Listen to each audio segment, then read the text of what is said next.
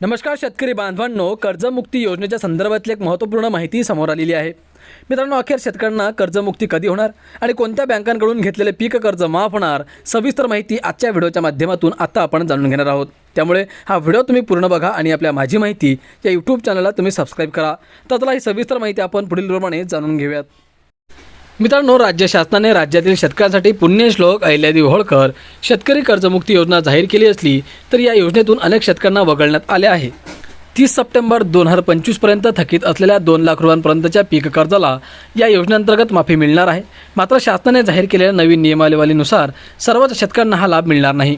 राजकीय पदाधिकारी, आयकर भरणारे शेतकरी आणि 25,000पेक्षा जास्त वेतन असणारे शासकीय कर्मचारी या कर्जमाफीसाठी अपात्र ठरणार असून नेमक्या कोणत्या शेतकऱ्यांचे कर्ज माफ होणार नाही याची सविस्तर नियमावली समोर आली आहे.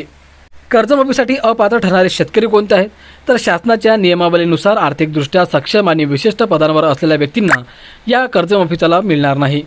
राजकीय पदाधिकारी, माजी मंत्री, आमदार, खासदार, जिल्हा परिषद अध्यक्ष आणि पंचायत समिती सभापती, तसेच आयकर भरणारे, शेतीव्यतिरिक्त इतर व्यावसायिक किंवा नोकरीच्या उत्पन्नातून आयकर भरणारे शेतकरी, शासकीय कर्मचारी, केंद्र व राज्य शासकीय विभागांचे नियमित कर्मचारी, निमशासकीय संस्था आणि स्थानिक स्वराज्य संस्थांचे कर्मचारी ज्यांचे मासिक वेतन हे 25,000 रुपयांपेक्षा जास्त आहे. पेन्शनधारक, मासिक 2,500 रुपयांपेक्षा जास्त निवृत्ती वेतन घेणारे व्यक्ती म्हणजे जसे की माजी सैनिक किंवा कर्मचारी वगळून, सहकारी संस्थांचे संचालन, कृषी उत्पन्न बाजार समिती, सहकारी साखर कारखाने, सूतगिरण्या आणि जिल्हा मध्यवर्ती सहकारी बँकेचे माजी संचालक व पदाधिकारी. मित्रांनो, कर्जमाफीची पात्रता आणि अटी. या योजनेअंतर्गत पात्र राज्यातील शेतकऱ्यांना कमाल 2 लाख रुपयांपर्यंतची सरसकट कर्जमुक्ती दिली जाणार आहे. यामध्ये 1 एप्रिल 2019 ते 31 मार्च 2025 या कालावधीत घेतलेले अल्पमुदत पीक कर्ज आणि पुनर्गठित पीक कर्ज हे कर्जमाफीसाठी ग्राह्य धरले जाईल.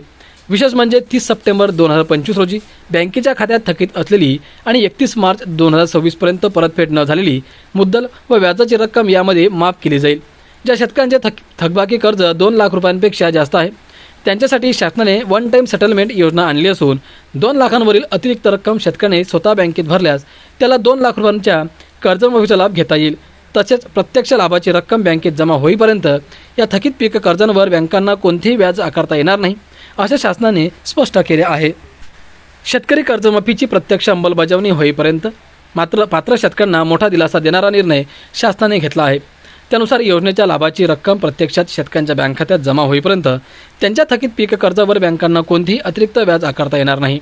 शासनाने या संदर्भात बँकांना कडक आदेश दिले असून कर्जमाफीच्या प्रक्रियेत होणाऱ्या विलंबाचा कोणताही आर्थिक फटका शेतकऱ्यांना बसणार नाही याची काळजी घेतली आहे. त्यामुळे कर्जमाफी मिळेपर्यंत व्याजाचा आकडा वाढण्याची चिंता आता शेतकऱ्यांना भेडसावणार नाही.